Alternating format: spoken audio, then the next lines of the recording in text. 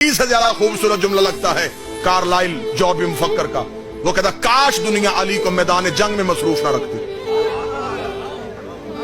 उसने कहा मुसलमानों कितने बदकिस्मत हो, तुम्हारे पास अली जैसी शख्सियत थी और तुमने कभी खैबर, कभी खंदक, कभी सफीन, कभी नहरवान में तलवारें देके खड़ा कर दिया। काश उसे तुम मिंबर देते, वो सिर्फ बोलता और तुम मुसलमान लिखते। अगर तुम उस अली को बोलने देते, वो तुम्हारी इल्म की इतनी दुनियाएं तख्लीक कर देता, तुम्हें क़यामत तक रिसर्च की जरूरत नहीं।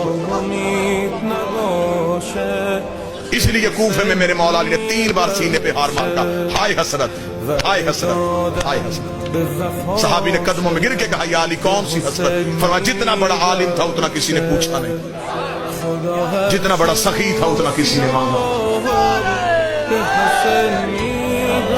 जमाना मुझसे पूछता, मैं इन्हें इल्म की गिरहें खोल खोल के बताऊं। एक रिसर्च स्कॉलर ने किताब लिखी थी 20 साल रिसर्च के बाद।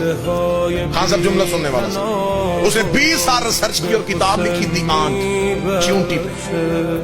20 साल उसकी रिसर्च जंगलों में, सहराओं में, मैदानों में, बरसाती इलाकों में रही।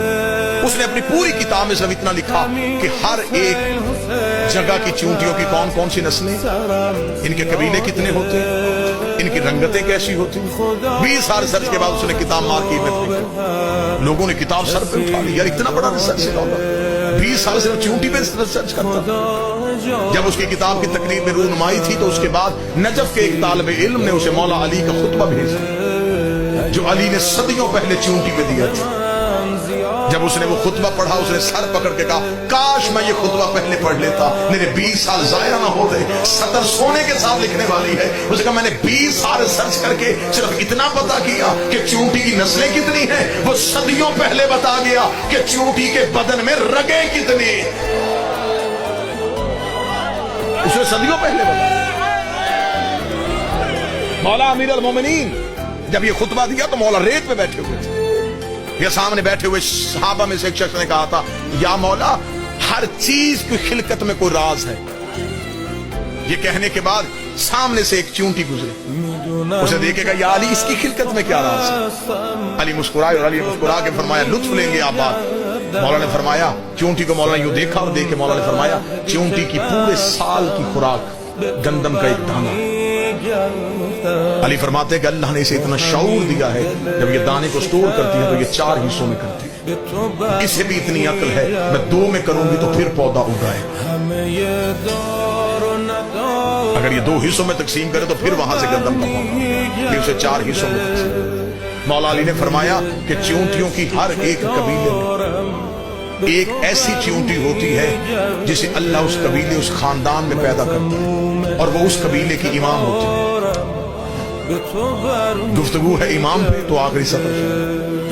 मौला फरमाते कि चींटियों के कबीले में एक चींटी अल्लाह ऐसी खल्क करता है, उसकी निशानी ये होती है रंगत उसकी उन जैसी होती है, कद उन जैसा होता है। अली फरमाते उसके मुंह के अंदर एक खास लुआब होता है जो बाकी चींटियों में नहीं होता। वो उस कबीले की इमाम होती है। चींटियां भी अपना इमाम खुद नहीं बनाती, चींटियों का भी इमाम अल्लाह बना। और अली फरमाते ये चींटियां जब भी चलती हैं कितार में क्यों चलती हैं? मौला फरमाया इसलिए कि जब किसी जगह पर रहने की हिद्दत या शिद्दत इतनी हो जाती है कि वो जगह उनके रहने के काबिल नहीं रहती, तो पूरा साल जितनी देर वो रहती है उतनी देर वो इमाम दाने के लिए भी बाहर नहीं निकलता, वो इमाम घर में रहता। चींटियां उसके दाने का बंदोबस्त करती है, लेकिन जब अगली जगह का तयन करना होता है फिर चींटियां नहीं निकलती, फिर अकेला इमाम निकलता है। दुख लेके जाऊंगा जो बंदे रिसर्च करते और फिर जुमले पे ना बोले। हिजरत जब भी करे इमाम करता है और वो चींटियों का सरदार अपने घर से निकलता है। अली फरमाते वो जहां से गुजरता है वो लुआब फेंकता जाता है, जहां अगली जगह वो रहने के काबिल होती वो वहां जाके बैठ जाती।